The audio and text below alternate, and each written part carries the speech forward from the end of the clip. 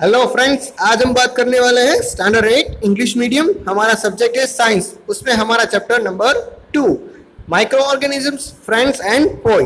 ठीक है, पिछले लेक्चर में यानी कि पार्ट 1 में हमने ये कंप्लीट किया था तो प्रिजर्वेशन मेथड। ठीक है, जिसमें हमने देखा था chemically method, preservation by common salt, preservation by sugar and preservation by oil and vinegar. साथ साथ में देखा था हीट एंड कोल्ड ट्रीटमेंट। ठीक है, आज हम हीट एंड कोल्ड ट्रीटमेंट में आगे कंटिन्यू करने वाले हैं, जिसमें हमने पढ़ना है पेस्चुराइज मिल्क। ठीक है, उसमें क्या होता है कि पेस्चुराइज मिल्क जब आप अमूल या तो कोई माही ऐसी दूध की जो थैलियाँ लेते हो, ठीक है, मिल्क की जो भी बैग आती है वो, तो आप देखते हो कि वो जल्दी से बिगड़ता नहीं है। ठीक है, बाकी जो नॉर्मली मिल्क होता है, ठीक है, हमारे जो घर पे होता है वो जल्दी बिगड़ जाता है। तो ऐसा क्यों होता है? क्योंकि उस जो मिल्क है ना, जो पेपर जो प्लास्टिक बैग में आता है, ठीक है, अमूल मिल्क ऐसा, उन सबको पेस्चुराइज किया जाता है। ठीक है, तो ये पेस्चुराइज क्या है? तो कोई भी मिल्क है ना, उसको 70 सेल्सियस तापमान में, ठीक है, 70 सेल्सियस डिग्री में जब हम उसको 15 टू 13 सेकेंड गर्म करते हैं ना, हीट देते हैं, और बाद में उसको जल्दी से ठंडा करके बैग में पैक कर देते हैं, तो उसको क्या कहते हैं? पेस्चुराइजेशन कहते हैं। ठीक है, पेस्चुराइजेशन। तो इस प्रोसेस में क्या होता है कि जो माइक्रो ऑर्गेनिजम्स है, ठीक है, उसकी जो ग्रोमेट है, ठीक है, ग्रोथ है, वो जल्दी से अटक जाता है। ठीक है, और वो बहुत ही जल्दी बढ़ नहीं सकते, ताकि दूध है वो सही सलामत रहे। और लास्ट मेथड है हमारा स्टोरेज एंड पैकिंग। ठीक है, हमें क्या करना चाहिए? स्टोरेज कर लेना चाहिए और उसको अच्छी तरह से पैक भी कर लेना चाहिए। ठीक है, ताकि जो एयर है वो उसके अंदर ना जाए। जैसे कि हम बात करें तो गोपाल की जो पैकेट्स आते हैं अभी, ठीक है, गोपाल है, अवध है, ऐसी कंपनियों के पैकेट्स, तो उसमें देखते हैं कि जो भी उसमें फूड है, ठीक है, वो अच्छी तरह से संभाल के पैक किए गए हैं, ताकि वो जल्दी से खराब ना हो।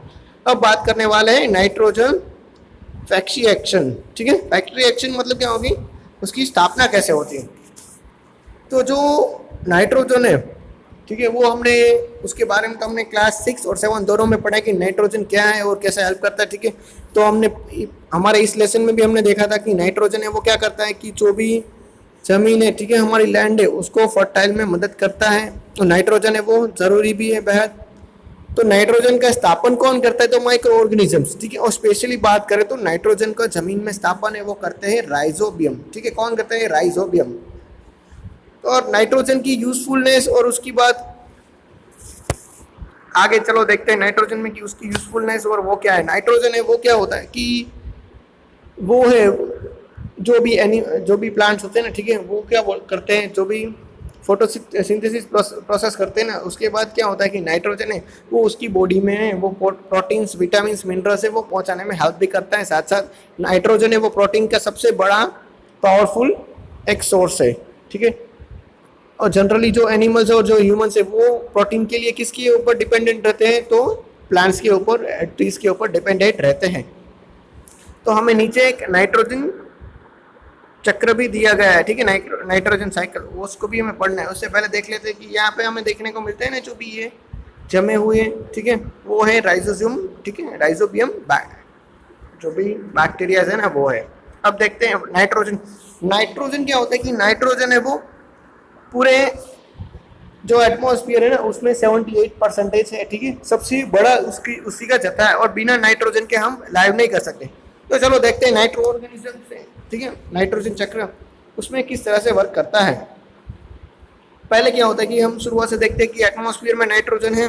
ठीक है, तो दो तरीकों से क्या होता है कि आता है, एक तो लाइटिंग के थ्रू, यानी कि जो बिजली है वो जमीन के ऊपर गिरती है तब नाइट्रोजन है वो सीधा आ जाता है, और दूसरा है कोई बैक्टीरिया और कोई भी जो भी वनस्पति है, ठीक है, प्लांट्स है, वो उसको एब्जॉर्ब करती है। और फिर क्या होता है कि जो लाइटिंग के थ्रू आता है, बिजली के थ्रू, वो भी क्या कहाँ जाता है? तो वो भी सीधा जमीन के अंदर जाता है।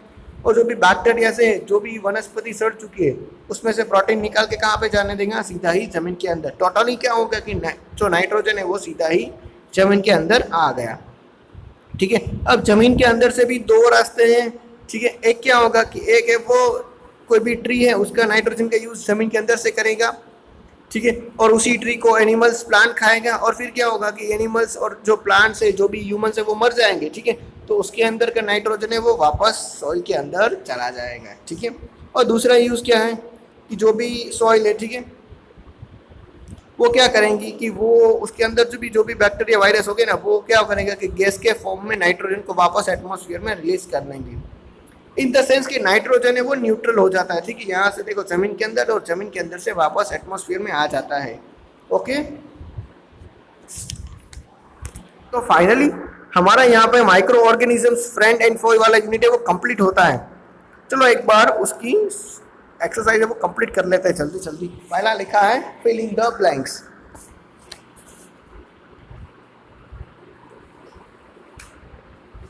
उसमें देखते हैं पहला number 1, micro organisms can be seen with the help of, ठीक है, माइक्रो ऑर्गेनिज्म किसकी मदद से देखने को मिलता है, तो माइक्रोस्कोप। सही आंसर माइक्रोस्कोप है। फिर है blue green algae fix blank directly from air and has fertile of soil, ठीक है, जो नील हरित है नील, ठीक है, वो एटमॉस्फेयर में उसमें से ब्लैंक है उसका स्थापन है वो डायरेक्ट करती है, और जिसकी मदद से क्या होगा कि जो जमीन की फर्टिलिटी है वो इंक्रीज होगी तो नाइट्रोजन आएगा, ठीक है, क्या आएगा, नाइट्रोजन। फिर जो अल्कोहल है उसका प्रोडक्शन किसकी मदद से किया जाता है, तो ईस्ट पाउडर, ठीक है, यीस्ट से किया जाता है। फिर तीसरा है कोलेरा है वो किससे होता है, तो हमने टेबल में देखा था ना, कोलेरा है वो किससे होता है, बैक्टीरिया से। किससे होता है, बैक्टीरिया से। अब बात करते हैं एमसीक्यू की, ठीक है, ईस्ट का यूज किस में होता है, ठीक है, तो हम सबको पता है अल्कोहल बनाने में। फिर है नीचे में से जो भी नीचे दिया गया है उसमें से कौन सी एंटीबायोटिक्स है, ठीक है, तो आएगा स्टेट्रोपोमाइसिन, ठीक है, स्टेट्रोपोमाइसिन है वो एंटीबायोटिक्स है ना, हमने देखा था। अब बात करते हैं मलेरिया के लिए जो भी जवाबदार है, ठीक है, ट्रांसपोर्टर, वो कौन है, तो एनोफिलिस मादा मच्छर, मैंने आपको बताया था ना, एनोफिलिस फीमेल मच्छर। अब बात करते हैं जो भी कॉम्युनल डिसीज है, ठीक है, कम्युनिकेबल, उसको बहन वाहक कौन है, तो कौन सा आएगा, आंट आएगा, हाउस फ्लाई, ड्रैगन फ्लाई या स्पाइडर, तो हम सबको बताएं हाउस फ्लाई आएगा, ठीक है, मक्खी आएगी। अब बात करते हैं जो ब्रेड और जो इडली है, ठीक है, वो क्यों फूल जाते हैं, ठीक है, वो राइस क्यों हो जाते हैं, तो उसकी वजह क्या है, तो हम सबको पता है कि जो ईस्ट है उसके जो भी सेल है उसमें ग्रोथ होना। अब बात करते हैं process of conversation of sugar into alcoholic is called, ठीक है, शुगर को अल्कोहल में कन्वर्ट करने को क्या कहते हैं, तो फर्मिनेशन। सही है। आप आगे बात करते हैं मैचिंग में। चलो अब देख लेते हैं मैचिंग में। पहला है बैक्टीरिया, तो पहले में आएगा हमारा बैक्टीरिया के साथ कॉजिंग करेंगे कनेक्ट, कॉजिंग ऑफ कोलेरा, ठीक है, बैक्टीरिया कोलेरा है वो किससे होता था, बैक्टीरिया से। दूसरा है राइजोबियम, तो राइजोबियम के सामने हमें मैचिंग करना है फिक्सिंग नाइट्रोजन। फिर है लैक्टोबैसिलिस, लैक्टोबैसिलिस में आएगा सेटिंग ऑफ कर्ड, ठीक है, वो दही जमाने में मदद करता था ना। फिर है तीसरा चौथा है येस्ट, येस्ट में आएगा बेकिंग ऑफ ब्रेड, ठीक है, ब्रेड बनाने में। फिर है प्रोटोजोआ, ठीक है, प्रोटोजोन में किस में आएगा, उसमें आएगा कॉजिंग ऑफ मलेरिया, ठीक है, मलेरिया फैलाने में। फिर है वायरस, वायरस में आएगा कॉजिंग ऑफ एड्स, ठीक है। यहाँ पे हमारा मैचिंग कंप्लीट होता है। चलो देखते हैं आगे question answer. What are the major group of microorganisms, ठीक है, माइक्रो ऑर्गेनिज्म से उसके जो मेजर ग्रुप्स है वो कौन से हैं, ठीक है। चलो दूसरा देखते हैं, वो आपको टेक्स्ट बुक में मैंने आपको बताया था, ठीक है, वही आपको लिखना है।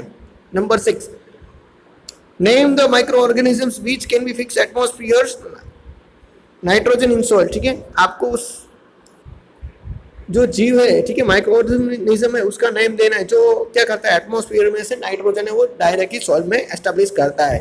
Number 7, right 10 line on the usefulness of माइक्रोनिज्म in our life, आपको 10 लाइन लिखनी है जो भी माइक्रो ऑर्गेनिज्म है उसको हमारी लाइफ में क्या बेनिफिट होता है उससे। चलो देखते हैं। Number 8, right a short paragraph on the harm causes bye micro organism, ठीक है, आपको एक शॉर्ट नोट लिखनी है, ठीक है, किसके ऊपर के जो माइक्रो ऑर्गेनिज्म है वो हमारे लिए हार्मफुल क्यों है उसके ऊपर। Number 9, antibiotic, what are antibiotics, what precautions must be taken while take organism, ठीक है, आपको बताना है कि एंटीबायोटिक्स क्या है और एंटीबायोटिक्स जब आप लेते हो, ठीक है, तो उस टाइम कौन सी सावधानी रखनी चाहिए, ठीक है। तो यहाँ पे हमारा यूनिट है वो कंप्लीट होता है। Thank you.